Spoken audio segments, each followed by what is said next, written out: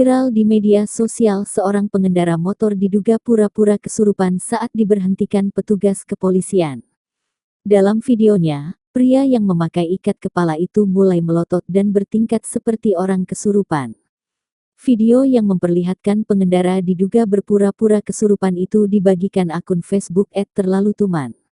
Disebutkan peristiwa itu terjadi di Jawa Barat. Seorang pengendara motor diduga berpura-pura kesurupan saat hendak ditilang polisi, tulis akun tersebut.